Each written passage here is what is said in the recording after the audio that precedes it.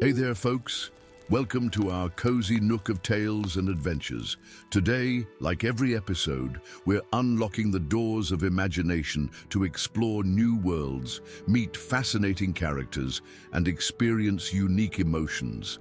I promise to take you on an unforgettable journey through the power of words. So get comfy, grab your favorite drink, snuggle into that perfect spot, and get ready to lose yourself in a new story. Leave the outside world behind for a while and dive with me into the depths of storytelling. If you enjoy our content and want to support the channel, consider hitting the subscribe button and giving the video a thumbs up. Now, without further ado, let's dive into today's story. For 7 millennia, the eternal flame of Valadrion had illuminated the highest spire of the Crystal Citadel, a beacon of hope and protection visible for 100 leagues in all directions. Its otherworldly azure glow had guided travelers through the darkest nights and warded off the ancient shadows that lurked beyond the kingdom's borders. But on the eve of the winter solstice, as the constellation of the Phoenix reached its zenith in the night sky, the impossible occurred. The flame flickered once, twice, and then vanished, plunging the realm into darkness for the first time since the age of founding. Gandalf the Grey stood upon the circular platform where the flame had burned ceaselessly since time immemorial. The ornate silver brazier that had housed the sacred fire now lay cold and empty, frost already beginning to form along its intricately carved edges. The wizard's weathered fingers traced the ancient runes etched around the vessel's rim, his brow furrowed in concentration as he interpreted their meaning. "How long has it been extinguished?" he asked, not looking up from his examination.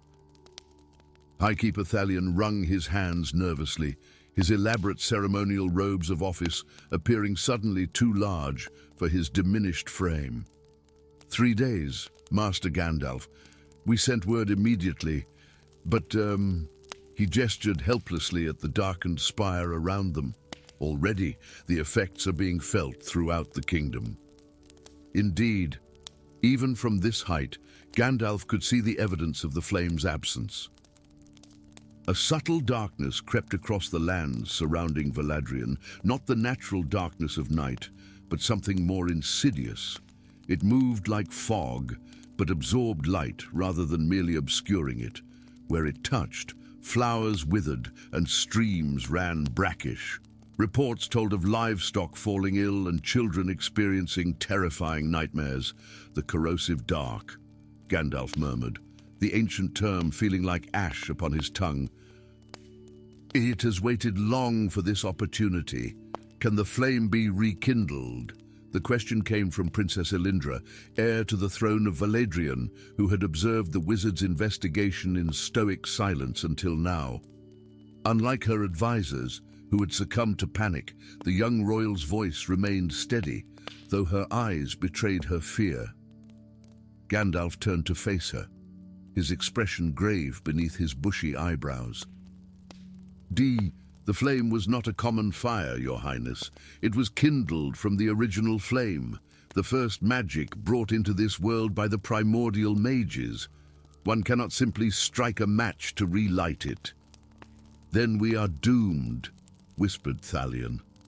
I did not say that, Gandalf replied sharply.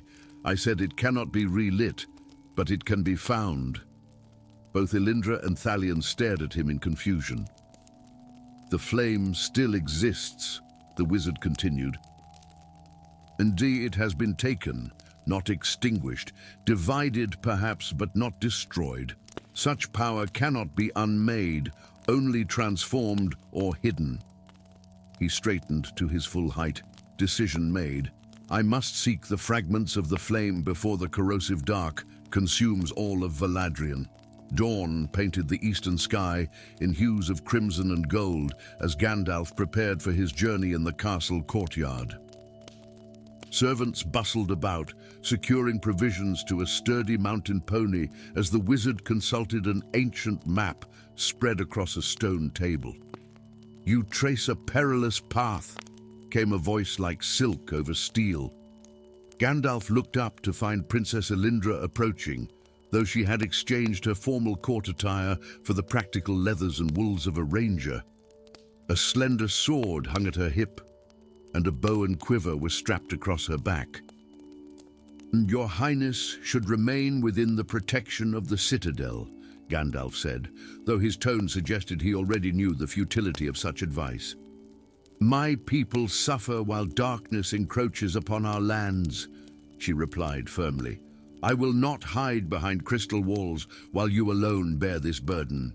Before Gandalf could respond, a flurry of guards burst into the courtyard, weapons drawn. Between them walked a figure in chains, a young woman with hair as black as midnight and eyes that shifted between deepest blue and violet. Despite her prisoner's bonds, she carried herself with undeniable dignity. "We caught her attempting to scale the eastern wall," announced the captain of the guard. "She claims she has information about the flame." "I don't claim," the woman said coldly. "I know. My father took it." A murmur rippled through the assembled servants and guards. Gandalf studied the prisoner with sudden intensity. "And who might your father be, child?" She met his gaze without flinching. "He is called the Lord of Shadows by your kind, named Morithil among his own, and I am Irenia, his daughter and his shame." The guards tightened their grips on their weapons, and Princess Elindra stepped forward, hand moving to her sword. "The Shadow Lord has been Valadrion's enemy for generations. Why would his daughter come here, except as a spy or assassin?" "Because I wish to undo my father's work," Irenia replied. "Because I have walked in shadow long enough to know I do not belong there." She turned to Gandalf. "You seek the flame. I know where its fragments have been hidden. Release me, and I will guide you." Gandalf's eyes narrowed beneath bushy brows. "And why should we trust you?" A bitter smile played across Irenia's features. "Trust is a luxury none of us can afford now. But know this, my father did not act alone. He had help from within Valadrion itself." The wizard's expression darkened as an old suspicion took root in his mind. "Remove her chains," he commanded. "She comes with us." The crystal mountains loomed before them, their peaks catching the morning light and fracturing it into countless rainbow shards that danced across the snowfields. What should have been a breathtaking sight was now dimmed by tendrils of the corrosive dark that slithered between the valleys, consuming color and light wherever they touched.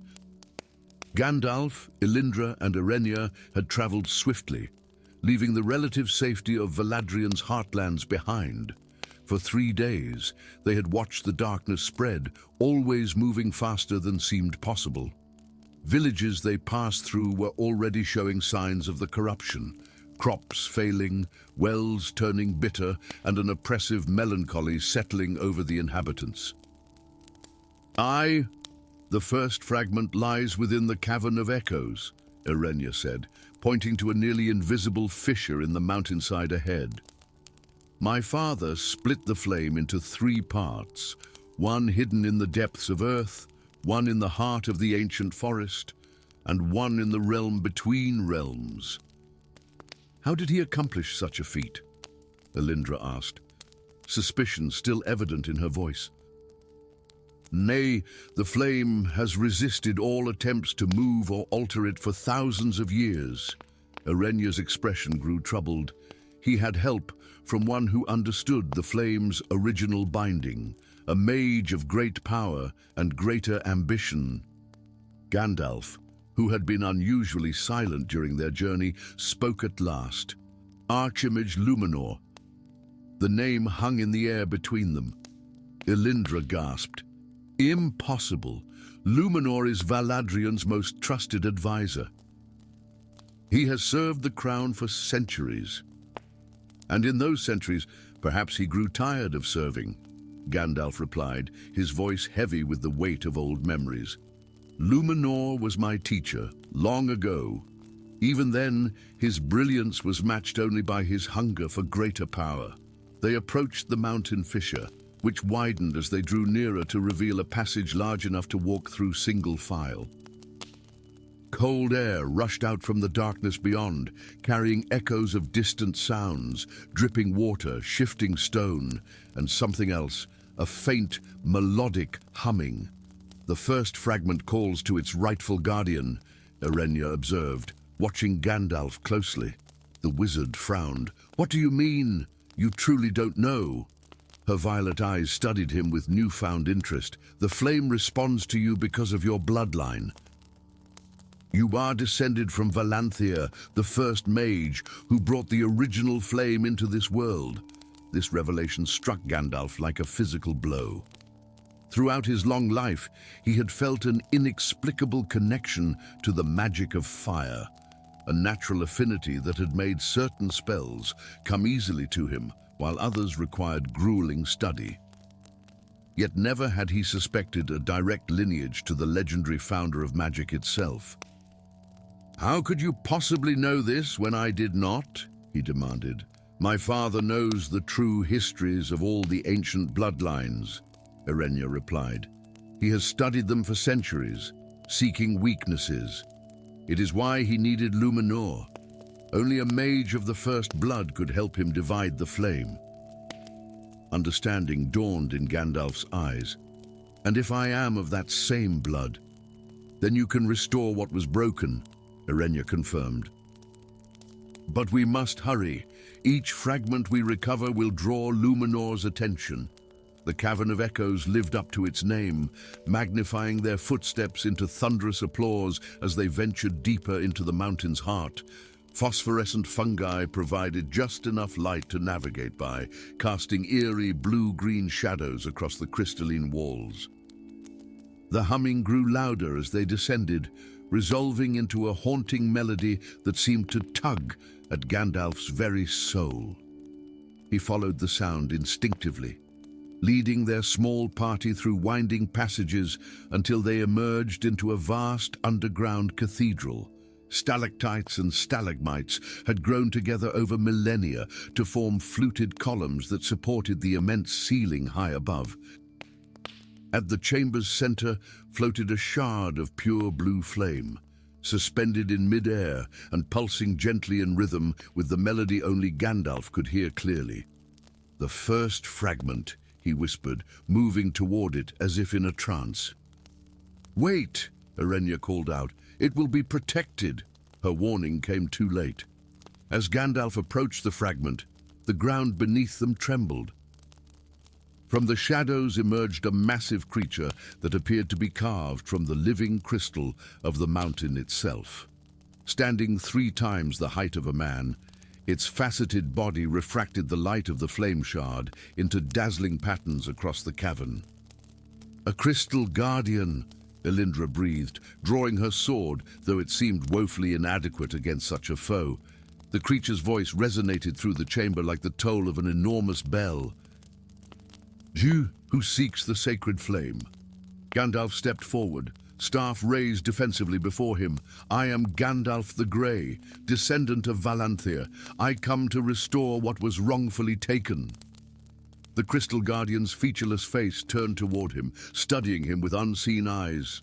"Blood calls to blood," it acknowledged, "but intention must be proven." "Why do you seek the flame's restoration?" It was a profound question, one that cut to the heart of Gandalf's purpose. For a moment, he considered the power such a flame might grant him. With it, he could reshape reality, bend the very laws of magic to his will. The temptation whispered through his mind like a seductive breeze. "I seek it, because without it, darkness consumes the innocent," he answered finally. "I seek it, not for power, but for protection, not for glory, but for guardianship." A long silence followed his words. Then, with a sound like chimes in a gentle wind, the Crystal Guardian stepped aside. "Approach, Guardian of the Flame." Gandalf moved forward and extended his hand toward the floating fragment. As his fingers made contact, the blue fire flowed onto his palm without burning, coalescing into a brilliant sphere that pulsed in time with his heartbeat. Knowledge flooded his mind, memories not his own but inherited through blood, of the flame's creation, its purpose, and the terrible price of its power. 2 fragments remain, he said, turning back to his companions. Undana, now Luminor will know we have begun our quest. They emerged from the cavern of echoes to find twilight falling across the land. In the distance, toward Valadrion, they could see the corrosive dark had spread further, now a visible stain across the once verdant landscape. The whispering forest lies 3 days' journey south, Irenia said, pointing toward a smudge of green on the horizon. There we will find the 2nd fragment. Elindra studied the darkening sky with concern. If the corruption spreads at its current pace, there may be little left to save by the time we gather all 3 pieces. Then we make haste, Gandalf replied. The fragment of the flame now contained within a crystal vial that hung around his neck. It illuminated his features from below, casting his face in ethereal blue light. And we pray that Luminor's plan is not already too far advanced. As if summoned by his former student's thoughts, a crack of thunder split the clear evening sky. A circle of clouds formed directly above them, swirling with unnatural speed. From its center descended a figure robed in white, his long beard and hair flowing around him like liquid silver, his eyes burning with the intensity of stars. Gandalf, the Archimage Luminor, greeted him, his voice resonating with power. Always meddling in affairs beyond your understanding. I understand enough, Gandalf replied, shifting to place himself protectively before Elindra and Irenia. You betrayed Valadrion. You extinguished the flame that has protected the realm for millennia. Luminor's laugh was like ice breaking in spring, sharp and cold. Protected, it has constrained us. The flame was never meant to be a simple ward. It is the key to rewriting the very fabric of reality. His gaze shifted to the vial at Gandalf's throat. You found the first piece, I see. How convenient for me that you should do the difficult work. You will not take it, Gandalf declared, raising his staff as power gathered around him. My dear student, Luminor said with mock affection, I taught you every spell you know. Did you think I wouldn't leave myself a way to unmake them? With a gesture almost too swift to follow, the Archimage sent a bolt of white lightning streaking toward Gandalf. The wizard barely managed to deflect it with his staff, the force of the impact driving him to one knee. Elindra loosed an arrow that should have struck true, yet it dissolved into ash before reaching its target. Irenia moved like a shadow, attempting to circle behind Luminor, but found herself frozen in place by an invisible force. I have toiled for centuries toward this moment, Luminor continued, advancing on Gandalf. When the 3 fragments are reunited under the Phoenix constellation, their power will be magnified 1,000-fold. With it, I shall reforge the world according to my design, a world without death, without limits, without the tyranny of time. Gandalf struggled to his feet, clutching his staff. At what cost, old friend? The corrosive dark feeds on the absence of the flame. It will consume everything before your new world can be born. A necessary sacrifice, Luminor replied dismissively. Words one cannot create without first destroying. In that moment of cold calculation, Gandalf saw the true extent of his former mentor's fall. Whatever noble intentions might have begun Luminor's journey, they had long since been corrupted by the lure of absolute power, drawing upon reserves of strength and wisdom gained through centuries of life. Gandalf channeled his power not through his staff, but through the fragment of the flame around his neck. Blue fire erupted from his hands, meeting Luminor's white lightning in a clash of primal energies that split the air itself. "Run!" Gandalf commanded his companions as he maintained the desperate standoff. "Find the second fragment. I will find you when I can." Reluctantly, Elindra grabbed the now freed Arenya's arm, and together they fled toward the distant forest as the mountain pass behind them erupted in a blinding conflagration of competing magics. The battle between student and teacher, between guardian and destroyer, illuminated the night sky for leagues around. A new, temporary star burning bright above the crystal mountains as two visions for the world's future collided in spectacular fury. And as the light of their conflict pushed back the encroaching darkness, the people of Valadrion looked up in wonder and fragile hope, unaware that the fate of their realm now rested on a quest for scattered fragments of a divine fire, and on the wisdom of those who would wield its restored power. Story 2. The skies above the realm of Eldrath bled crimson as the first of the abyssal portals tore through the fabric of reality. It appeared like a wound in the heavens, a swirling vortex of midnight and flame that cracked the evening sky asunder. From its maw poured creatures of nightmare, winged horrors with too many eyes, lumbering beasts with skin like molten stone, and whispering shadows that stole the sanity of any who gazed upon them too long. Along the northern border of the Whispering Plains, the villagers of Emberhold watched in terror as the portal bloomed. Their frightened cries echoed across the valley as they abandoned homes and possessions, fleeing southward toward the ancient capital of Luminaris. None noticed the solitary figure standing atop the bell tower of the village shrine, his weathered hand clutching a staff of gnarled wood crowned with a crystal that reflected the portal's malevolent light. Gandalf the Grey narrowed his eyes against the bitter wind that now carried the scent of brimstone and decay. The ring of fire, Narya, glowed upon his finger with an inner light that pushed back the encroaching darkness. He had felt the disturbance in the world's magic days before the portal appeared, a dissonance in the song of creation that had drawn him to this remote corner of Eldrath. Now, as the first portal manifested, he sensed three more forming at the kingdom's compass points. "So it begins," he murmured, his voice carried away by the howling wind.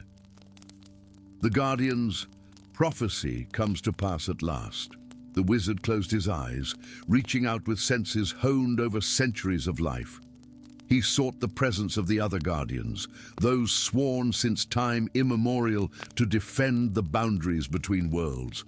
Where once he would have felt 6 other minds touch his own in communion, now there was only silence, a profound emptiness that confirmed his worst fears. He was the last. The final Guardian of Eldrath remained to face what was coming. 3 days later, Gandalf stood before the Alabaster Council in the Grand Chamber of Luminaris. 7 nobles and 3 archmages sat upon thrones of gleaming white stone, their faces masks of fear poorly disguised as diplomatic calm. "The portals of the abyss have opened at the 4 cardinal points of the kingdom," Gandalf declared, his staff striking the marble floor for emphasis. "And now from them, poor creatures not seen in this realm since the Age of Shadows. I have slowed the advance of the northern horde, but I cannot seal the breaches alone." Lord Thaddeus, master of the council, leaned forward. His jeweled fingers tightened around the arms of his throne. "These portals appeared only after your arrival, wizard. Some might find that suspicious." "Suspicion is a luxury we cannot afford," Gandalf replied, his patience wearing thin. "The ancient texts speak of the Guardians, Amul-Set, a relic capable of sealing the portals. It was divided among the 7 Guardians of Eldrath after the last incursion. I possess only my fragment." "And where are these other Guardians?" asked Archmage Seraphine, her silver hair gleaming in the chamber's magical light. Dead? The word hung in the air like a funeral bell. I'll save myself. Their fragments of the amulet must be recovered if we are to have any hope of salvation. The council erupted in argument, voices clashing like swords. Some advocated surrender to the abyssal forces. Others insisted on abandoning the outer territories to fortify the capital. None spoke of fighting. Enough! Gandalf's voice thundered through the chamber, silencing all debate. I require a guide who knows the forgotten paths of this realm, and warriors willing to face what comes through those portals. A cold laugh echoed from the shadows behind a column. A figure stepped forward, tall and gaunt, with hair like spun silver and eyes of such pale blue they appeared almost white. He wore robes of midnight, adorned with arcane symbols that seemed to shift and change when viewed directly. I know those paths better than any living soul, the newcomer said, his voice smooth as silk, yet sharp as a blade. Though I doubt you'd welcome my company, old friend. Gandalf's expression hardened. Kalis, I thought you imprisoned in the Void Towers. The council saw fit to release me when the first omens appeared, Kalis replied with a slight bow toward the assembled nobles. A unique knowledge was deemed valuable. This man, Gandalf declared to the council, barely containing his anger, was exiled for attempting to harness the power of the abyss. He nearly destroyed the eastern provinces in the process. Kalis smiled thinly. And who better to guide you through the aftermath of my supposed failures? I've walked the borderlands between realms. I've seen what lurks beyond those portals. Lord Thaddeus raised a hand for silence. The council has decreed that Kalis will accompany you, Gandalf the Grey. His crimes are great, but his knowledge is greater still. Perhaps redemption awaits him on this journey. Gandalf's eyes narrowed as he studied his old adversary. Redemption or further betrayal? The wizard could not tell, but one thing was certain. Time was running out for Eldrith. The first Guardian's resting place lay deep within the obsidian forest, where trees of crystallized shadow reached toward a sky perpetually veiled by dark clouds. Gandalf and Kalis moved silently along paths that seemed to shift and reconfigure themselves with each step. Behind them followed the small company assembled in Luminaris, Elowen, a ranger whose family had been slaughtered by abyssal creatures during the first incursion, Thormund, a dwarven weaponsmith who claimed his ancestors had helped forge the Guardians, Amulet, and the twins, Lyra and Lucan, young spellcasters whose unique ability to share magical energy made them formidable despite their inexperience. The Guardian of the East fell first, Kalis remarked as they ventured deeper into the forest. Valeria was always the most reckless among you. You speak as if you knew her, Gandalf replied, his staff illuminating the path ahead. I knew all the Guardians in my own way. Kalis's pale eyes gleamed in the darkness. I studied you, your strengths, your weaknesses. To what end? Knowledge is its own purpose, came the cryptic response. A shriek pierced the unnatural silence of the forest, followed by the sound of rushing wings.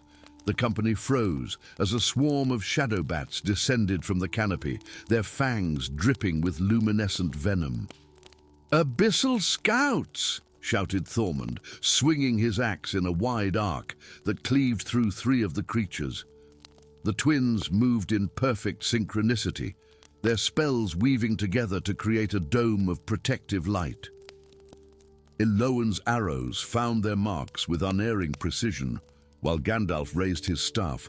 A flash of brilliant white light erupted from the crystal tip, sending the remaining shadow bats screeching back into the darkness. Only Kalis remained motionless throughout the attack, watching with detached curiosity. You did not defend yourself, Gandalf observed as they resumed their journey. I didn't need to, Kalis replied.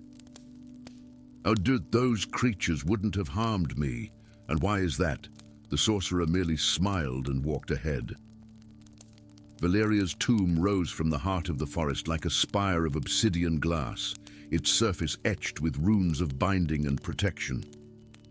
At its apex rested a red crystal that pulsed with fading light, the last remnant of the Eastern Guardian's power. As the company approached, the ground trembled. From behind the tomb emerged a guardian construct, a massive humanoid figure crafted from the same black crystal as the spire itself. Its eyes flared with arcane fire as it assessed the intruders. "Halt!" it commanded in a voice like grinding stone. "None may approach the Guardian's rest." Gandalf stepped forward, raising his hand to display Narya. "I am Gandalf the Grey, Guardian of the North. I come seeking the amulet fragment entrusted to Valeria." The construct studied the ring, its crystalline features unreadable. "The ring is known to me, but the time of testing has come. The amulet may only be claimed by one who has faced the darkness and returned." Before anyone could respond, the construct brought its fist down upon the earth. The ground split open beneath their feet, and the company plunged into darkness. They fell through a void of swirling memories. Valeria's memories, Gandalf realized. He saw through her eyes as she confronted abyssal horrors, sealed rifts between worlds, and finally faced her death at the hands of a shadowy figure whose features remained obscured. When the vision cleared, they stood in a chamber beneath the tomb. At its center floated a fragment of what appeared to be a silver medallion, pulsing with the same red light as the crystal above. "The first piece," Gandalf murmured, reaching for it. "Wait." Kaelus's voice had lost its usual mocking tone. "It's protected by a final ward." Too late. As Gandalf's fingers touched the fragment, pain lanced through his body. He fell to his knees as memories not his own flooded his mind. The true history of the Guardians, their connection to the beings they had named gods, and the terrible truth that had been hidden for millennia. "The Valor," he gasped, the ancient name feeling like fire on his tongue. "They are not what we believed." Kaelus knelt beside him, his expression uncharacteristically grim.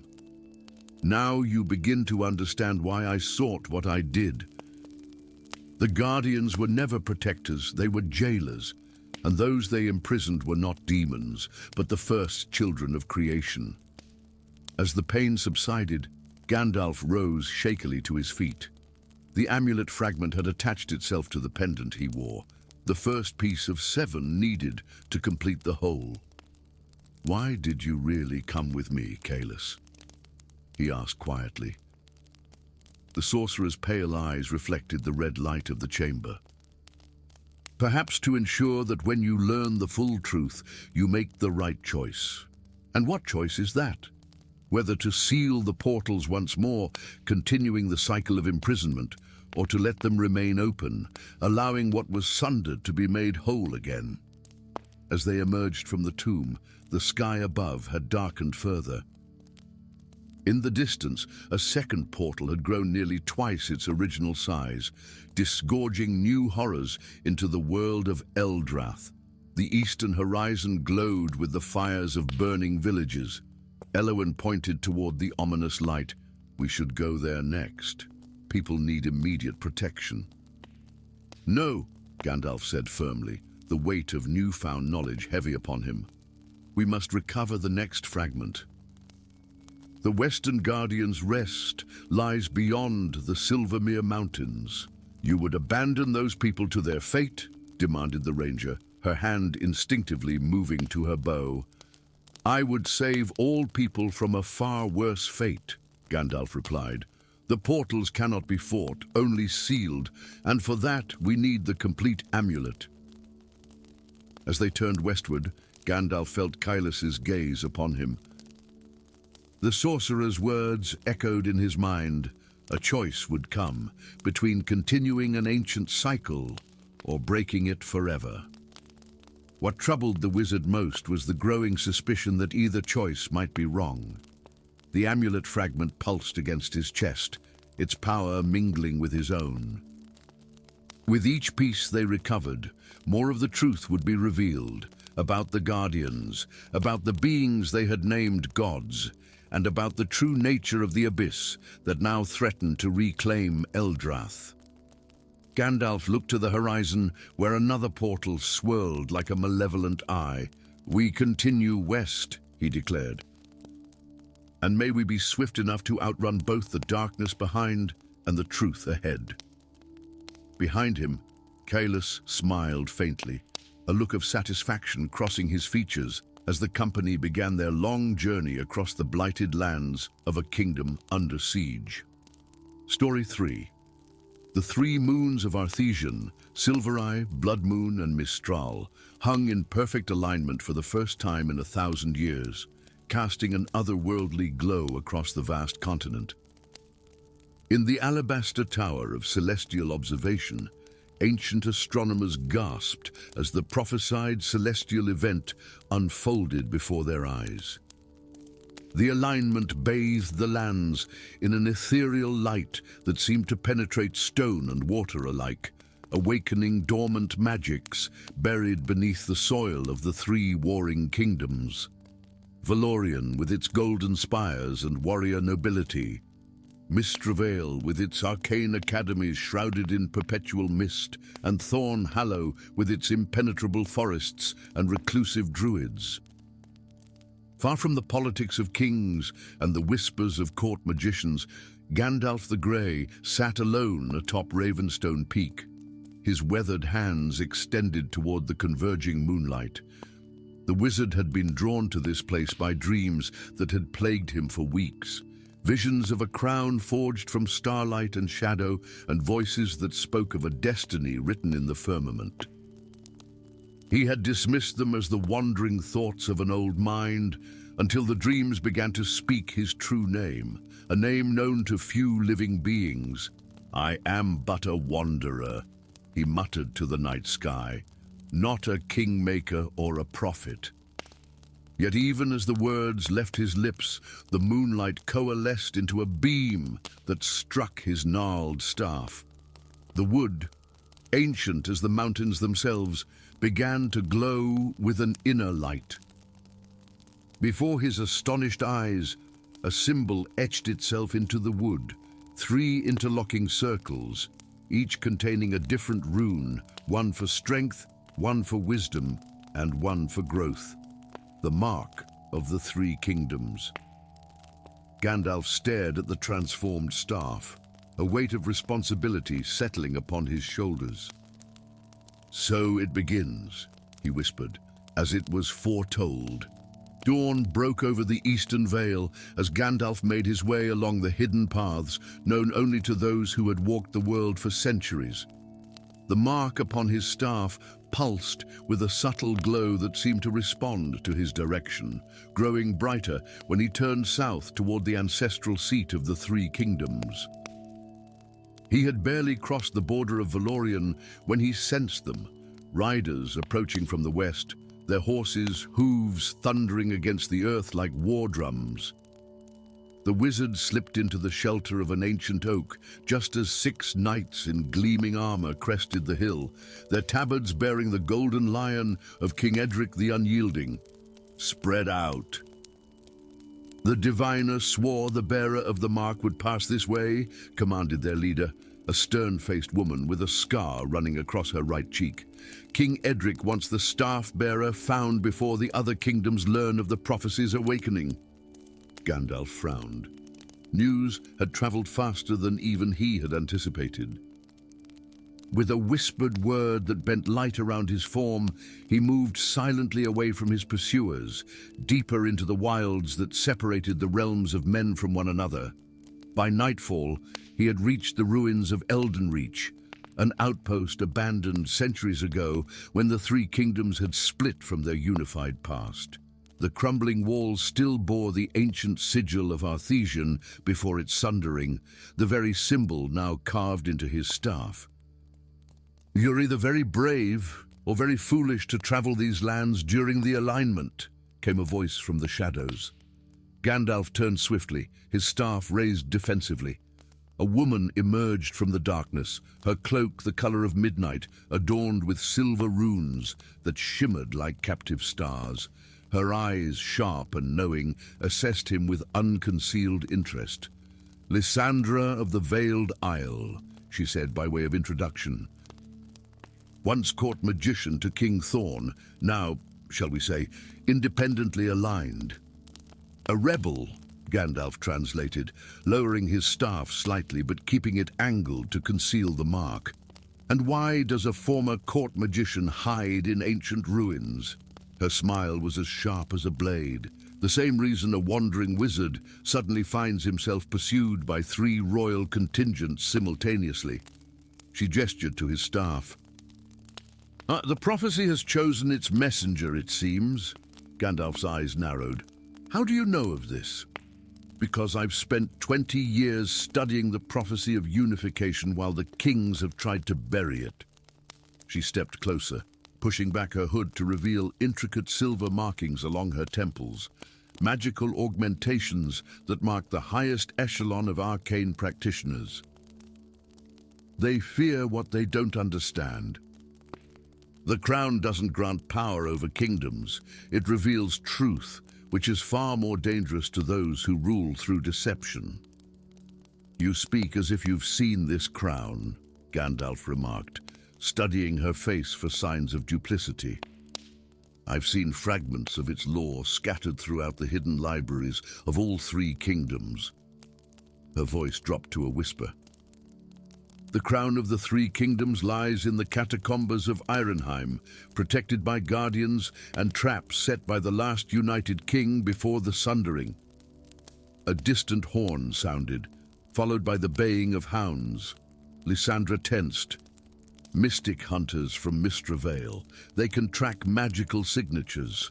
She extended her hand.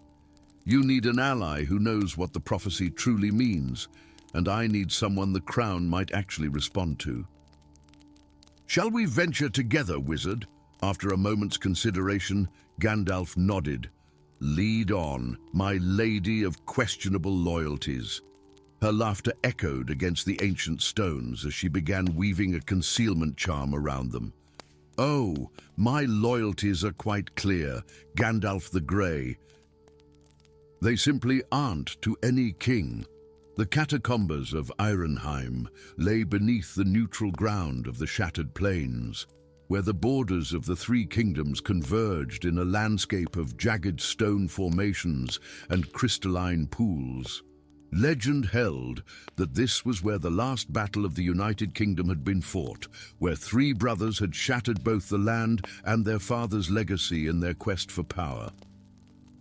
Gandalf and Lysandra stood before the entrance, a massive door of black stone, carved with scenes of unity and division. 3 keyholes formed a triangle in its center, each shaped differently. "The keys were scattered," Lysandra explained, reaching into her pack, one to each kingdom, guarded unwittingly by those who would never use them. She produced a golden key shaped like a lion's head.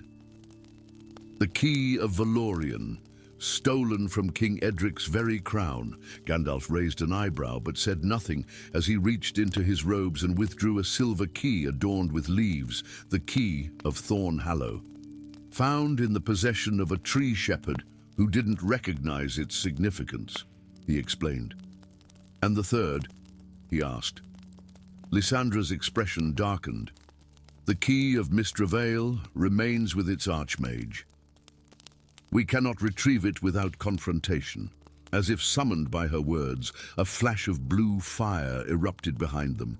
They turned to find themselves facing a tall figure in elaborate robes of midnight blue, his face obscured by a mask of silver. "Looking for this." The Archmage of Mistra Vale held up a crystal key that pulsed within a light. "I've been waiting for the staff-bearer to lead me here. Archmage Viridian," Lysandra hissed, magical energy crackling around her fingertips. "Your rebellion ends here, traitor," the Archmage replied coldly. "The prophecy will be controlled by those with the wisdom to wield it properly." Gandalf stepped forward, his staff planted firmly on the ground. the prophecy chooses its own path. Archmage. As does the crown. Then let us see whom it chooses. Viridian cast the crystal key toward the door. It floated alongside the other two keys, and all three aligned with their respective keyholes. With a grinding of ancient stone, the door began to open, revealing a stairway descending into darkness. Before anyone could move, the ground beneath them trembled. Cracks spread across the shattered plains as something massive stirred below.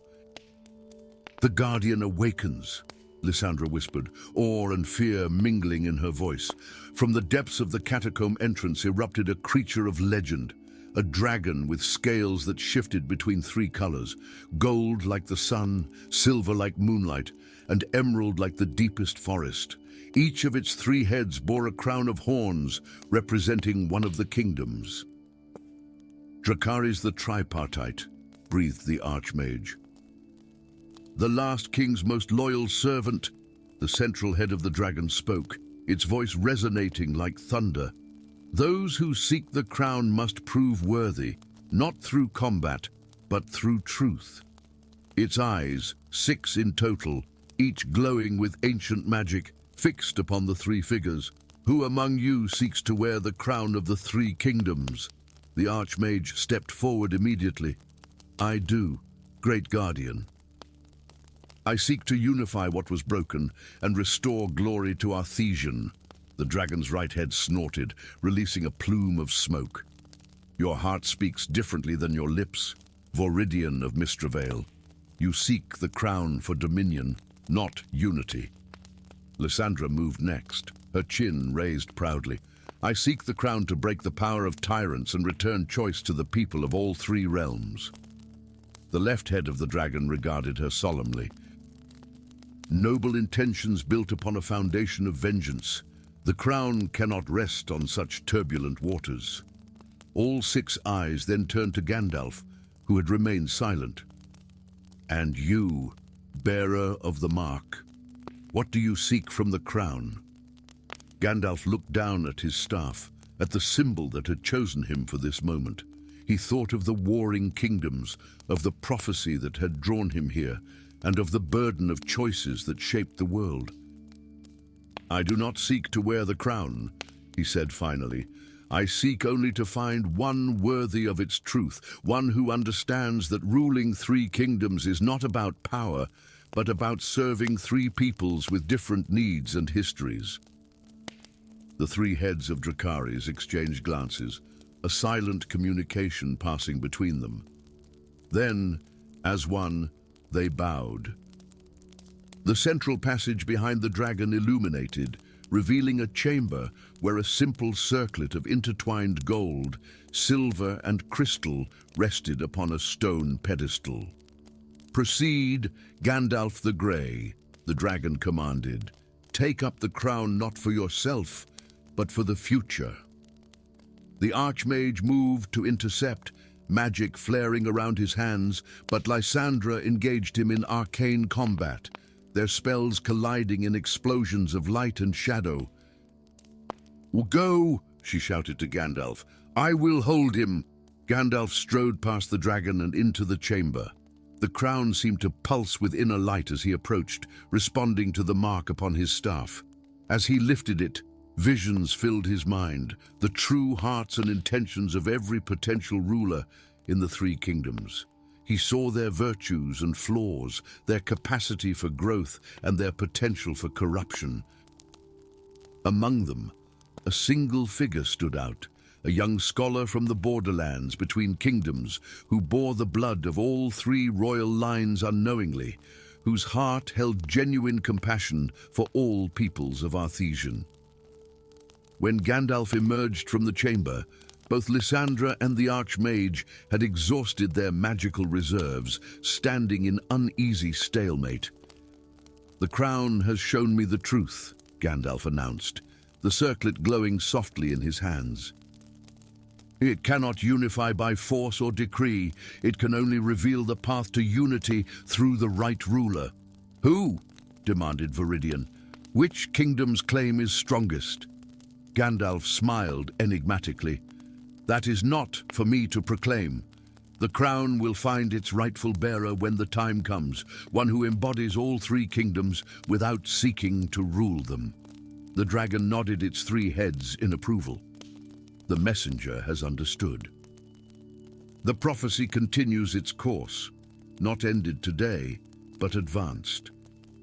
As they departed the catacombs of Ehrenheim, the crown secured in an enchanted case that would open only for its destined wearer, Lysandra walked alongside Gandalf, her expression thoughtful. "You know who it is meant for, don't you?" she asked quietly. "I have seen possibilities, not certainties," Gandalf replied. "And my task now is to guide and prepare, not to dictate." He gazed up at the three moons, still aligned but beginning their slow separation that would last another 1,000 years. In that time, much would change in Arthesian. Borders would shift, alliances would form and break, and somewhere a ruler worthy of unity would emerge from unexpected origins. The crown would wait, as would the truth it contained. And Gandalf the Grey would continue his wandering, carrying both a marked staff and the knowledge of kingdoms, yet to be reborn. Story 4. The amber leaves of Whisperwood fell like golden tears upon the abandoned cottages of Ashvale, the seventh village to be claimed by the forest's inexorable march. Stone foundations cracked as massive roots pushed through them, and thatched roofs gave way to canopies of emerald and gold. Where children once played, now strange half-human figures darted between trees, their eyes glowing with an unnatural verdant light, their laughter a hollow echo of their former humanity. From the parapets of Castle Lorimar, King Aldric watched the distant tree line with mounting dread. Each morning, the boundary of Whisperwood stood visibly closer to his kingdom's heart than it had the day before. What had begun as a curiosity, an ancient forest growing at an impossible rate, had become an existential threat.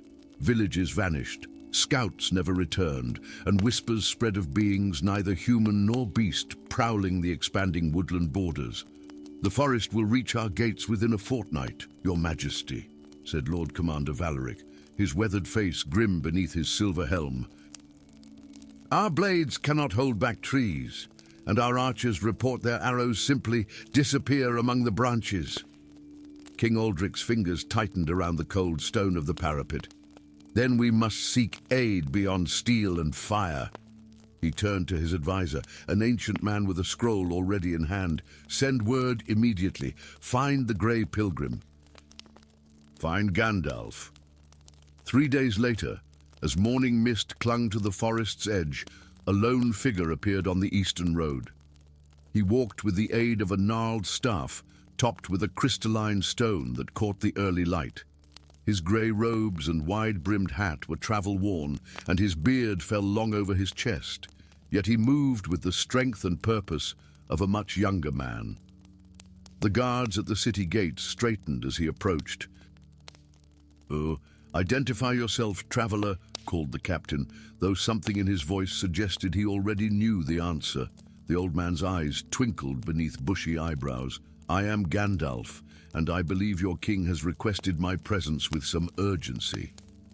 The throne room of Castle Lorimar soared with vaulted ceilings adorned with constellations wrought in silver and gold.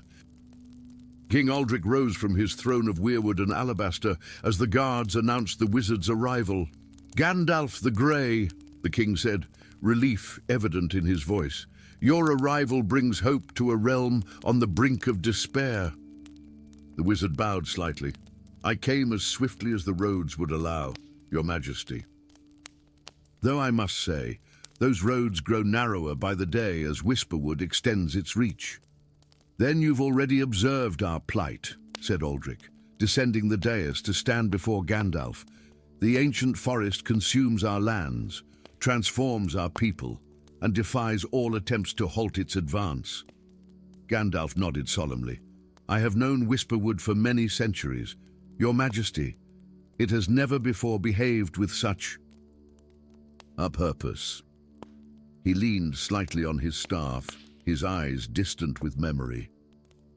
Something has awakened it, something powerful enough to disturb a balance older than your kingdom. Can you stop it? The king's question hung in the air, heavy with the fate of his realm. Before Gandalf could answer, the doors to the throne room burst open. A man strode in, ignoring the protests of the guards. He was tall and broad-shouldered, clad in worn leather armor stained with the marks of many hunts. A jagged scar ran from his right temple to the corner of his mouth, giving his face a perpetual half-snarl.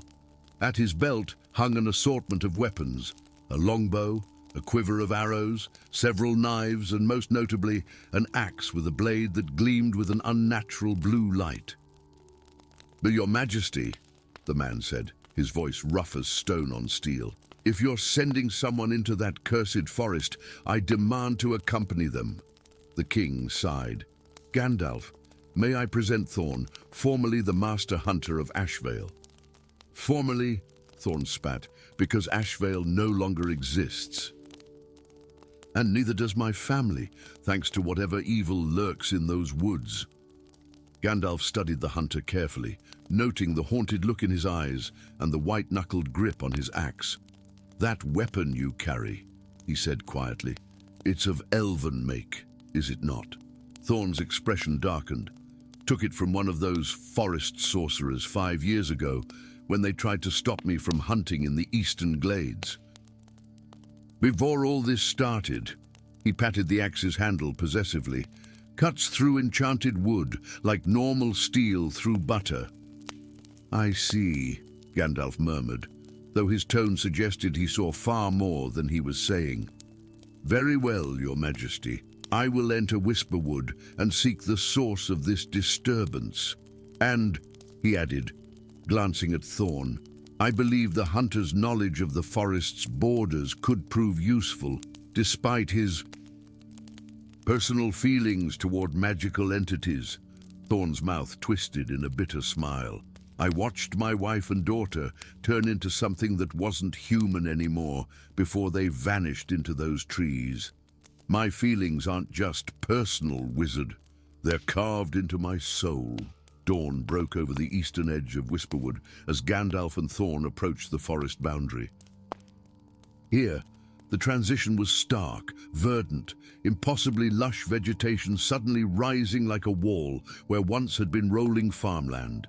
The trees at the perimeter seemed to lean outward, their branches reaching like grasping fingers toward the open land. "It never stops," Thorn said grimly, adjusting his bow across his back. "Day and night. You can hear it growing, and sometimes you hear voices." Gandalf paused, studying the forest line. "What kind of voices? Like whispers at first, then like singing." Thorn's expression hardened, "Then like screams." The wizard nodded thoughtfully, then raised his staff. The crystal at its tip flared with a soft white light. "The old paths still exist beneath the new growth," he said. "We will follow them to the heart of Whisperwood, to the Elder Circle, if it still stands." As they stepped across the boundary, the air immediately changed, thicker, heavier with the scent of loam and growing things. Sounds became muffled, and the light filtering through the canopy took on an emerald quality that made shadows seem deeper than they should be. Gandalf moved with surprising agility along a path only he could see, occasionally pausing to touch a tree trunk or listen to something beyond mortal hearing. Thorn followed warily, his hand never far from his axe. "You speak as if you know this forest well," the hunter observed, after they had traveled for several hours into the increasingly dense woodland. "I knew it once," Gandalf replied, his voice soft with remembrance. "In my younger days, when the world was different, Whisperwood has always been ancient. Even then, it remembers the First Age, before men built their stone cities and carved kingdoms from the wilderness. A sound like distant laughter echoed through the trees, followed by the rustling of leaves. Though no wind stirred the air, Thorn's hand flew to his axe. "They're watching us," he growled. "Yes," agreed Gandalf calmly. "They have been since we entered." As if summoned by his acknowledgement, figures began to materialize among the trees, humanoid but strange, with skin mottled like bark and eyes that glowed with the same verdant light Thorn had described. They moved with fluid grace, neither approaching nor retreating, simply observing.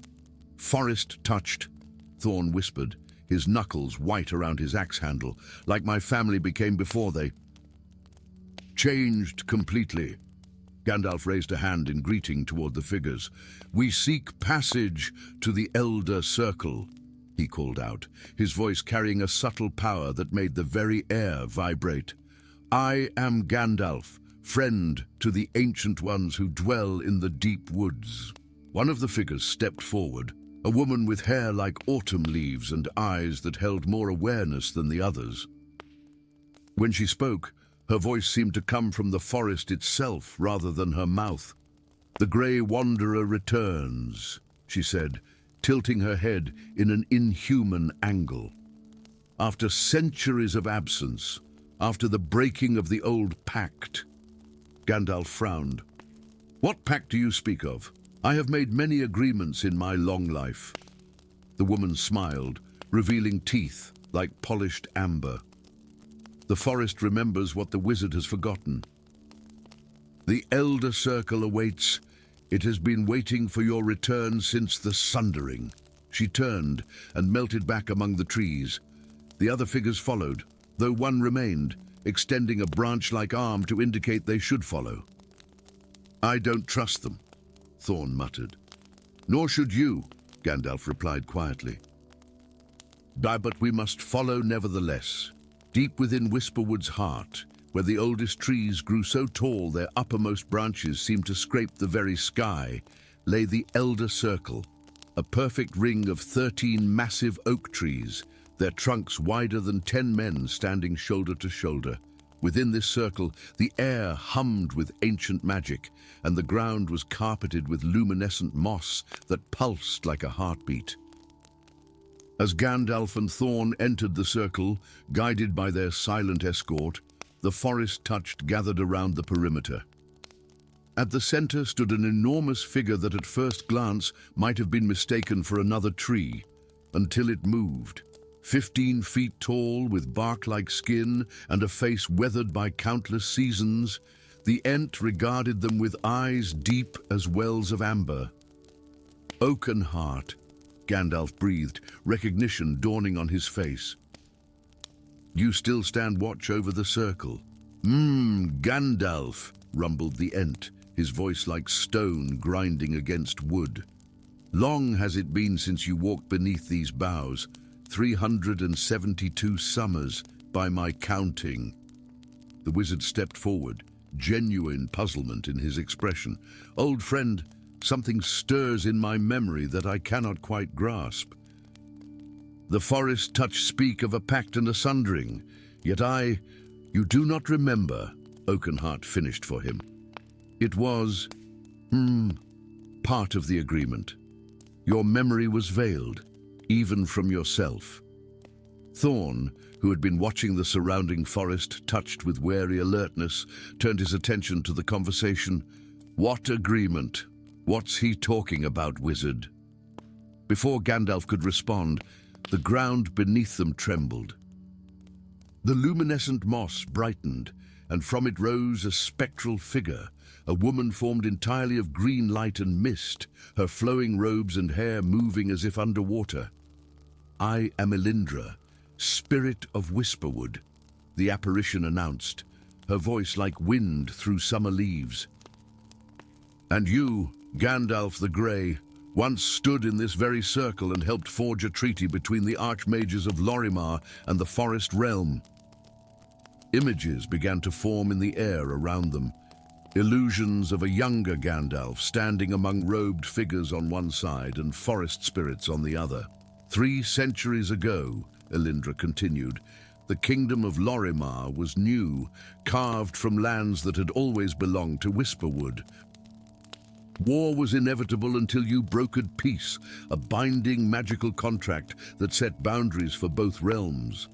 The spectral scenes shifted, showing a massive ritual, power flowing between the two groups with Gandalf at the center, channeling and binding the energies. The treaty's foundation was balance, said Oakenheart slowly. The forest would yield certain lands to human settlement, and in return, the Archmages would ensure that nature's magic remained respected and untainted.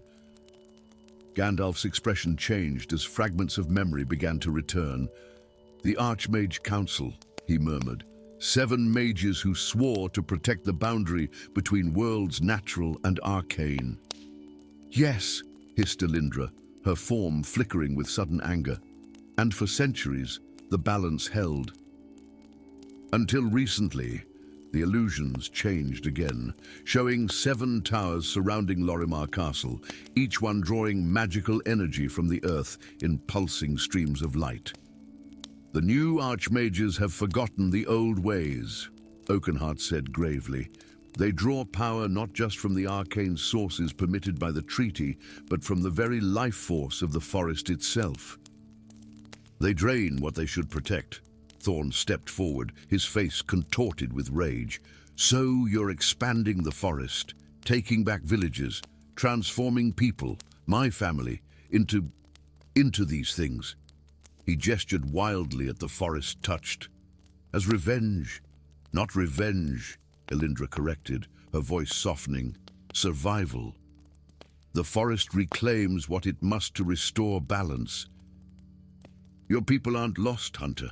They are transformed, becoming part of what must grow stronger to survive. Gandalf's eyes had closed, his hand pressed to his forehead as centuries-old memories flooded back. I remember now, he whispered.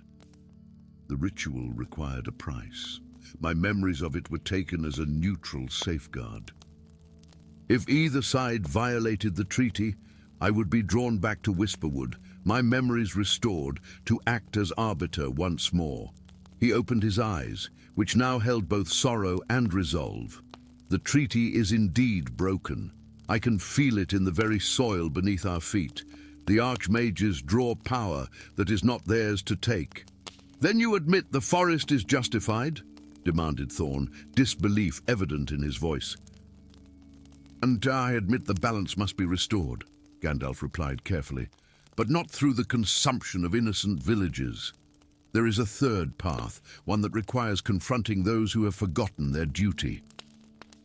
Elindra's form drifted closer. The 7 towers must be reminded of their obligation, Mithrandir, she said, using an ancient name for Gandalf. Will you honor your role as arbiter? The wizard straightened, suddenly seeming taller and more powerful than the elderly man who had entered the forest. I will, he declared. Thorn will return to warn the king while I journey to each of the 7 towers. And my family, Thorn's voice cracked slightly. All those taken by the forest? Gandalf placed a hand on the hunter's shoulder. And if balance is restored, Elindra may be able to release those not yet fully transformed. Is this not so? He looked to the forest spirit. She nodded slowly. Those still between worlds could return, but the Archmages must be stopped quickly. With each passing day, more of your kind become irreversibly part of the forest. Thorn's jaw tightened as he considered his options. Finally, he unhooked the elven axe from his belt and held it out to Gandalf. Take it, he said gruffly. If you're going to confront these Archmages, you'll need something that cuts through enchantments. As Gandalf accepted the weapon, Oakenheart raised his massive arms. The entire Elder Circle began to glow with power, and the Ancient Ent's voice resonated through the woodland. The Arbiter walks again between worlds, he intoned. Won't let the forest pause its advance for 7 days and 7 nights while balance is sought. The assembled forest touched, bowed their heads in acknowledgement, and Elindra's form began to fade. "Remember, Gandalf," her voice echoed as she disappeared. "Some wounds can only be healed by returning to their source. The forest has not forgotten. And now, neither have you." As wizard and hunter prepared to depart the Elder Circle, each with his own mission, Gandalf gazed up at the canopy far above, where dappled sunlight filtered through countless leaves. The voices of the ancient forest, voices he could now hear clearly once more, whispered of patience, measured in centuries, and memory carved in heartwood. The balance would be restored, one way or another. And with that restoration would come a reckoning for those who had forgotten the wisdom of living in harmony with powers far older than any human kingdom. Story 5. The crimson moon hung like a bleeding wound in the night sky over Azurfell, casting an ethereal glow upon the 7 crystalline towers of the great library. Within those translucent walls, countless scrolls and tomes containing the accumulated wisdom of 1,000 years rested in reverent silence. But on this night, the night of the crimson moon, the silence was broken by the faintest whisper of footsteps across ancient marble. A shadow moved where no shadow should be, slipping between towering shelves of forbidden knowledge, in the vault of dangerous remembrances, sealed by spells woven by the 7 archmages themselves. A gloved hand reached for a particular manuscript bound in midnight blue leather, adorned with silver constellations. The thief's fingers trembled slightly as they touched the cover, for legends spoke of this text being penned by a powerful wizard in his reckless youth, a wizard who would one day be known as Gandalf. 1,000 miles away, in the misty forests of Eldervale, Gandalf the Grey sat bolt upright beside his dying campfire. The ancient wizard's eyes snapped open, their piercing blue depth reflecting starlight, as he felt a disturbance in the magical currents that flowed through the world. Something long dormant had awakened, something he had almost forgotten after centuries of wandering. "The manuscript," he whispered, his weathered hand instinctively tightening around his gnarled staff. After all these years, 3 days later, the gleaming spires of Azurfell came into view as Gandalf crested the final hill of the Whispering Range.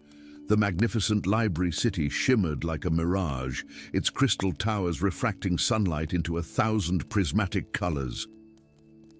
He had not laid eyes upon this repository of knowledge in nearly 5 centuries, not since he had deposited his own dangerous creation into its vaults with strict instructions that it never be disturbed. The wizard's grey robes billowed around him as he approached the pearl gates, the massive entrance to Azurfell carved from a single piece of opalescent stone. 2 guards in silver armor stepped forward, their expressions hardening at the sight of the travel-worn old man. "State your business, wanderer," commanded the taller guard, his hand resting on the pommel of his sword. "I am Gandalf," replied the wizard, leaning slightly on his staff. "I come on urgent business regarding a manuscript that was once in my possession." The guards exchanged glances of surprise, then suspicion. "Gandalf," scoffed the second guard, "the same Gandalf who authored the stolen manuscript. How convenient you should appear now, after 500 years of absence, precisely when the text vanishes." Before the wizard could respond, he found himself surrounded by 12 more guards, their enchanted weapons drawn and glowing with arcane energy. "By decree of the Council of Librarians," announced their captain, a stern woman with eyes of burnished gold, "you are under arrest for the theft of forbidden knowledge and conspiracy against the 5 kingdoms." The dungeons beneath Azurfell belied the library's crystalline beauty above. Here, all was dark stone and cold iron, designed to dampen magical abilities and contain even the most powerful spellcasters. Gandalf sat cross-legged on the floor of his cell, eyes closed in meditation, when a voice whispered from the shadows outside his barred door. So you're the famous wizard who wrote the manuscript of Awakening. You look older than I expected. Gandalf opened one eye to see a slender figure cloaked in midnight blue, standing impossibly within the shadows cast by the torchlight, where no person should be able to hide. "Huh, and you appear to be someone who walks between shadows," he replied calmly, "a rare and dangerous gift." The figure stepped forward, revealing a woman with hair as black as a raven's wing and eyes that shifted color like opals. A half-smile played across her lips as she produced a ring of keys from within her cloak. "My name is Nerea," she said, unlocking his cell with practiced ease. "And we have precious little time. The Conclave of Ash already has your manuscript and plans to use it to awaken the slumbering titans." Gandalf rose swiftly, his apparent age belied by the fluid grace of his movement. "How do you know of this? And why help me?" Nerea's expression darkened. "Because my father was the one who taught you the forbidden knowledge contained in that manuscript 5 centuries ago. Before the Conclave murdered him for refusing to help them." Recognition flashed in Gandalf's eyes. "You're Aldarion's daughter, but that's impossible. Shadow Walkers age differently," she interrupted, already moving down the corridor. "Now follow me, unless you prefer execution at dawn. The librarians believe you stole your own work to unleash the Titans yourself." They emerged from the dungeons through a passage hidden behind a bookshelf in the library's eastern wing, navigating through the labyrinthine corridors of Azurfell until they reached a small chamber filled with maps and ancient scrolls. The Conclave of Ash," explained Nerea as she unrolled a map across a worn table, "is a secret society that believes the only path to remake the world is to destroy it first. They've spent centuries searching for ways to awaken the Titans, the primordial beings who sleep beneath the 5 great cities of the continent." Gandalf's brow furrowed as he studied the map, which showed the locations of the major cities, each marked with an ancient rune. "More in my foolish youth, I discovered a ritual that could potentially wake them. My master, your father, helped me understand the terrible consequences such an awakening would bring. Together, we encoded the ritual in the manuscript, but also hid within it the only spell that could stop the Titans should they ever rise." "The Conclave has taken the manuscript to the Obsidian Sanctum," said Nerea, pointing to a location on the map marked with a black spiral. "They plan to perform the ritual during the next Crimson Moon, 3 days from now." Gandalf nodded grimly. "Then we have no time to waste. But we'll need help. The sanctum is heavily guarded by both men and magical wards." "I may know someone," Nerea replied, rolling up the map and slipping it into her cloak.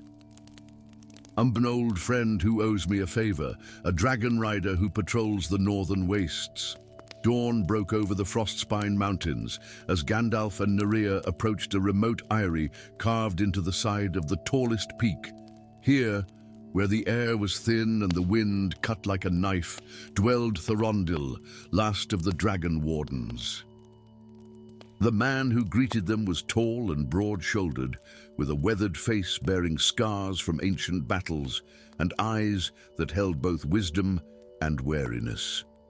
"Nerea of the Shadows," he said, his voice as rough as the mountain stone. "I thought I made it clear after the Vermilion Pass incident that we were done." "The world is never done with us, old friend," she replied. "And this time, the fate of millions hangs in the balance." After hearing their tale, Thorondil led them to a vast cavern where his mount, the storm-drake Azuramor, rested on a bed of glittering treasures. The creature was magnificent, scales the color of a summer sky, with flecks of silver that caught the light, wings vast enough to block out the sun, and intelligent eyes that assess the visitors with undisguised curiosity. "May we fly at dusk," Thorondil declared, placing a hand on the dragon's massive snout. "The journey to the Obsidian Sanctum will take us through territories controlled by the Conclave. Azuremore can carry us, but we must be prepared for battle." The Obsidian Sanctum rose from the barren plains like a malevolent growth, its black spires twisting toward the sky in defiance of natural law. As Azuremore circled high above, hidden by storm clouds conjured by Gandalf's magic, they could see the Conclave's forces gathered around the central tower, dark-robed figures engaged in preparations for the ritual that would awaken the Titans. "There," whispered Nerea, pointing to a faint red glow emanating from the tower's pinnacle. "The manuscript." "They've already begun the preliminary incantations." Gandalf closed his eyes, drawing upon centuries of magical knowledge. "I can sense it now, the power building within. If we don't stop them before midnight, when the crimson moon reaches its zenith, the Titans will begin to stir." Their plan was daring but simple. Thorondil and Azuremore would create a diversion, drawing the Conclave's outer defenses away from the tower, while Nerea used her shadow-walking abilities to infiltrate the sanctum with Gandalf. Together, they would retrieve the manuscript and interrupt the ritual. The assault began in a fury of dragonfire and lightning called down by Gandalf's staff. As chaos erupted below, Nerea wrapped her cloak around herself and the wizard, stepping into the shadow of a passing cloud and emerging from the darkness within the tower itself. They found themselves in a circular chamber at the pinnacle, where 12 figures in ash-grey robes stood around a pedestal of black marble. Upon it lay the midnight blue manuscript, its pages turned to a specific passage that glowed with crimson light. At the center of the circle stood a 13th figure, taller than the rest, reading from the text in a language so ancient it made the very air shudder. "Grand Hierophant Malakar," Nerea whispered. "Leader of the Conclave." Gandalf stepped forward, his staff blazing with white light that banished the shadows from every corner of the chamber. "Enough!" he commanded, his voice carrying the authority of ages. "That knowledge was not meant for such minds as yours." The Grand Hierophant turned, his face hidden beneath his hood. "Ah, the author himself comes to witness the culmination of his greatest work. How fitting!" He raised a gnarled hand, from which dark energy began to coalesce. "But you are 5 centuries too late, Gandalf the Grey. The awakening has already begun." The chamber shook violently as the first tremors of the Titans, stirring, rippled through the earth. Across the continent, the 5 great cities would be feeling the first signs of the impending disaster. "Nerea, the manuscript!" Gandalf shouted as he engaged in magical combat with Malakar, their powers clashing in a spectacular display of light and shadow. The Shadow Walker moved like liquid darkness between the startled cultists, her enchanted daggers finding gaps in their defenses as she fought her way toward the pedestal. With a final leap, she snatched the manuscript and tossed it to Gandalf, who caught it one-handed while holding Malakar at bay with his staff. "You cannot stop what has already begun," the Grand Hierophant sneered. "The words have been spoken. The Titans stir." Gandalf opened the manuscript to its final pages, pages containing text visible only to the one who wrote it. "True," he replied, "but what awakens can also be returned to slumber." The wizard began to recite an incantation in the same ancient language, but where Malakar's words had been harsh and commanding, Gandalf's flowed like music. The manuscript glowed with silver light now, its pages turning on their own, as if eager to reveal their secret knowledge. As the crimson moon reached its zenith, casting its bloody light through the tower's windows, the tremors beneath them intensified. For one terrible moment, it seemed as though the spell might fail. But then a pulse of pure white magic erupted from the manuscript, spreading outward like ripples in a pond. The earth stilled, The unnatural red glow faded from the chamber. The Titans, on the verge of waking, returned to their primordial sleep. Malachar howled in rage and despair as his centuries of planning collapsed in an instant. With a final desperate lunge, he hurled himself at Gandalf, only to be intercepted by Nerea, whose dagger found its mark with deadly precision. As dawn broke over Azurfell once more, Gandalf stood before the Council of Librarians. The manuscript safely returned to their custody, along with his full explanation of its contents and the events of the past days. The evidence provided by Nerea, including documents recovered from the Obsidian Sanctum, had convinced them of the wizard's innocence and the grave threat they had narrowly avoided. "The manuscript will be sealed away," declared the head librarian, "in a vault protected by enchantments that even shadow walkers cannot penetrate." Gandalf nodded in approval, but his eyes held a distant look. "Knowledge is never truly lost," he mused. "Merely forgotten until it is needed again, but perhaps some wisdom is best left to sleep, like the Titans themselves, until the world is ready for their awakening." As he departed Azurfell with Nerea and Thorondil at his side, the wizard knew that his journey was far from over. There would be other dangers, other ancient secrets stirring in the dark corners of the world. But for now, at least, the earth was quiet, the cities safe, and the crimson moon once again just a pale companion to the stars.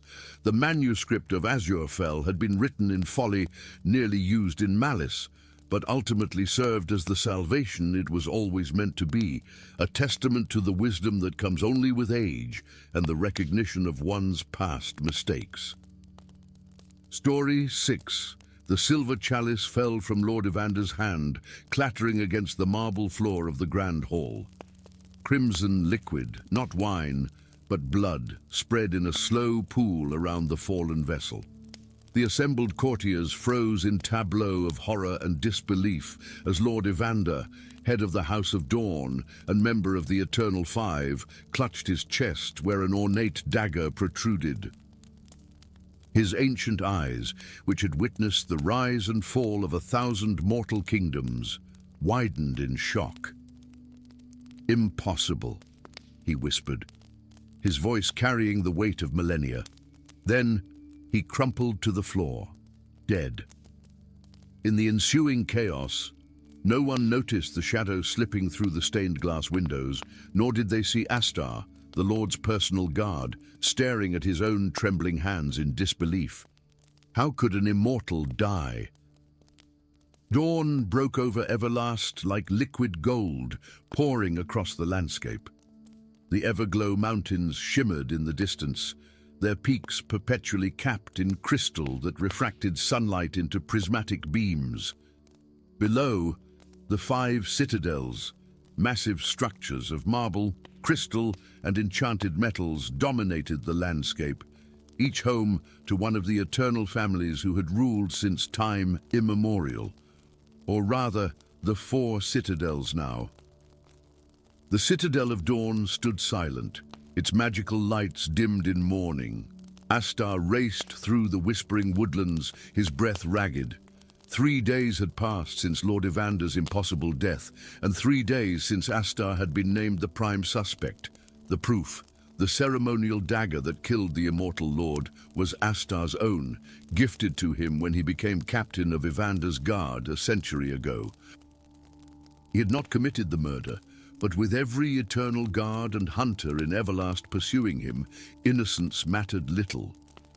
The trees around him seemed to bend inward, their ancient boughs creaking with age.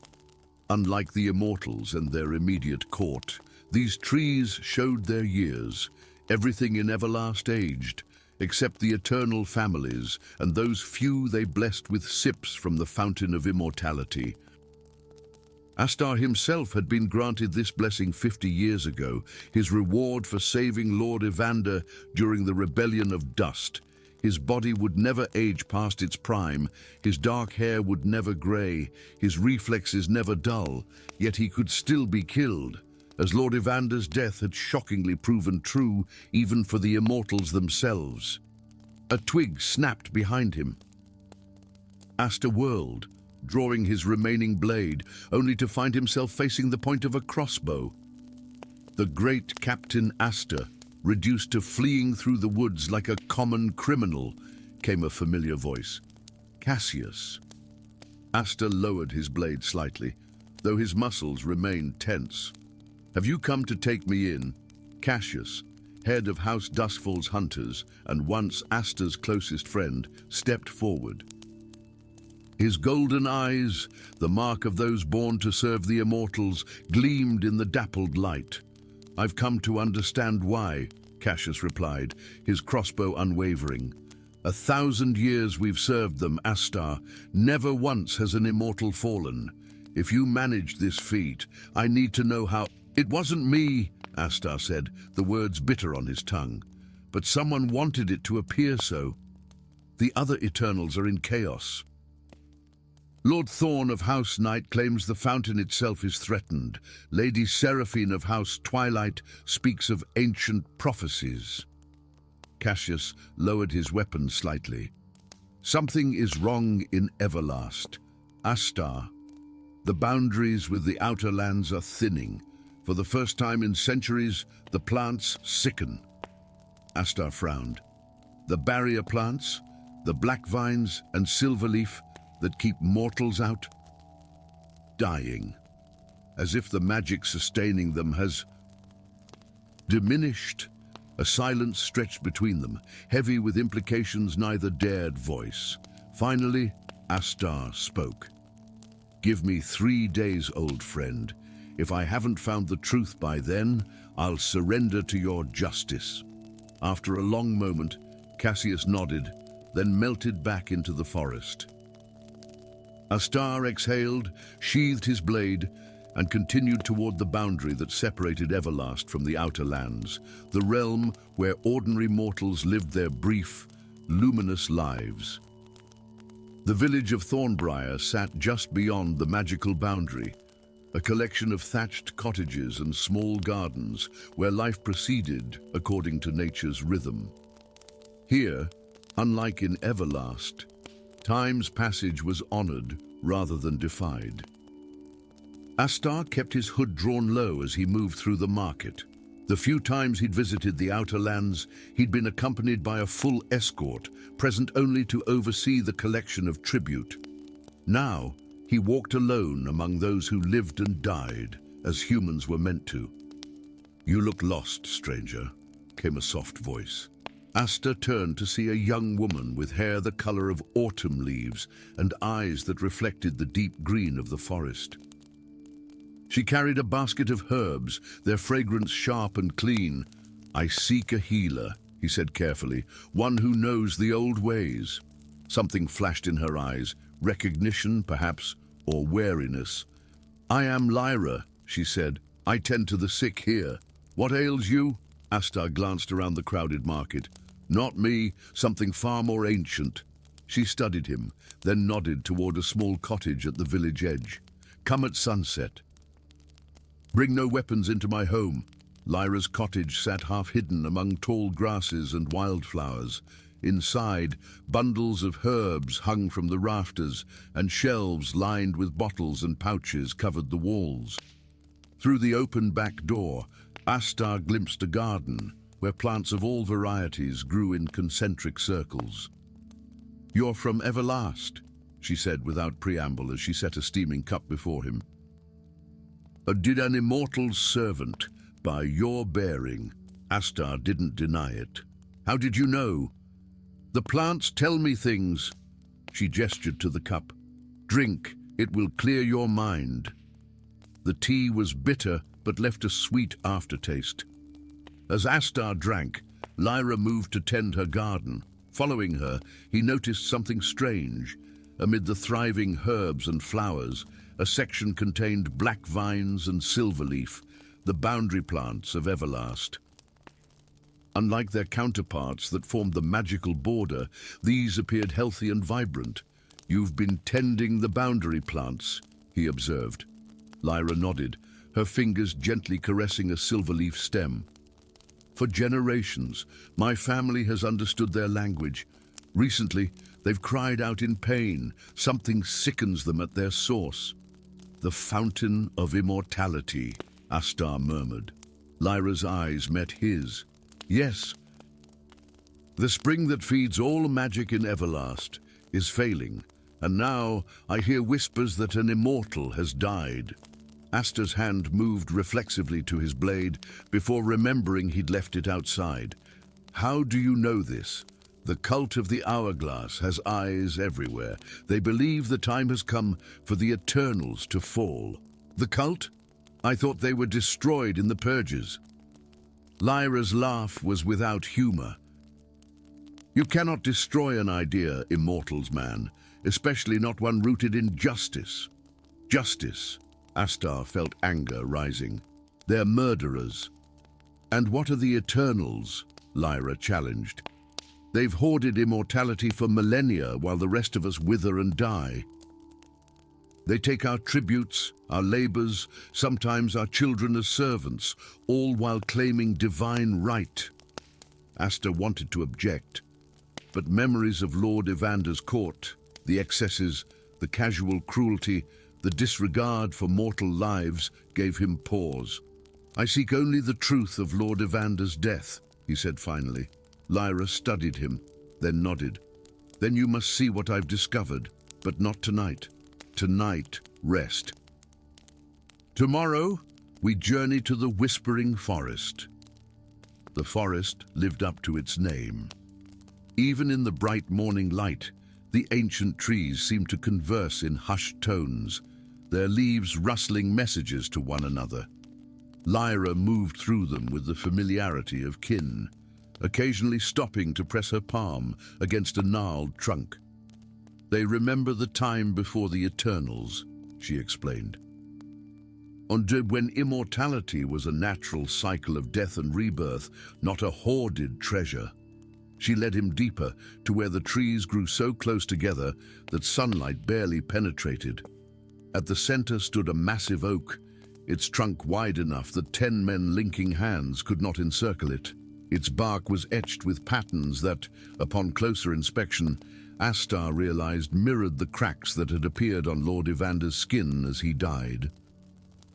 "Under the Tree of Ages," Lyra said reverently, "the first living thing in Everlast." As Astar stepped closer, the ground beneath them trembled. From the surrounding woods emerged figures in hooded robes, each bearing the symbol of an hourglass. "The Immortal's man comes seeking answers," announced the tallest figure, pulling back his hood to reveal a face mapped with age lines, a proud display of time's passage. "But show him, Lyra." Lyra approached the great oak and pressed both hands against its bark. The patterns began to glow with an inner light, and suddenly Astar saw not tree bark, but a map. A living map of Everlast, with tiny golden threads representing the flow of magic from the Fountain of Immortality. Most of these threads converged on the 5 citadels, but many were now fraying, dissolving. "The fountain is dying," Lyra explained. "And for millennia, the Eternals have drawn from it without replenishing its magic. Nature demands balance. What is taken must be returned." "Lord Evander discovered this truth," said the hooded leader. "He planned to reveal it to the other Eternals, to advocate for change, but some among them prefer power over balance." Astar's mind raced. Another immortal killed him, but why frame me? "Because you were his most trusted," Lyra said gently. "And then the one person who might carry on his work." Suddenly, the forest exploded with sound. Crossbow bolts whistled through the air, followed by armored figures crashing through the underbrush. "The hunters!" Astar shouted, drawing Lyra behind the great oak as members of the cult scattered. Through the chaos, Astar spotted Cassius leading the charge, his golden eyes burning with purpose. Their gazes met across the clearing, And in that moment, Astar knew his friend had tracked him deliberately, using their conversation to locate the cult. "We must reach the fountain," Lyra urged. "It's our only chance to reveal the truth." As hunters closed in from all sides, Astar made his choice. Taking Lyra's hand, he turned not toward escape, but toward the heart of Everlast, toward the ancient fountain that had granted immortality to the few at the cost of the many. It was time for a new balance to begin.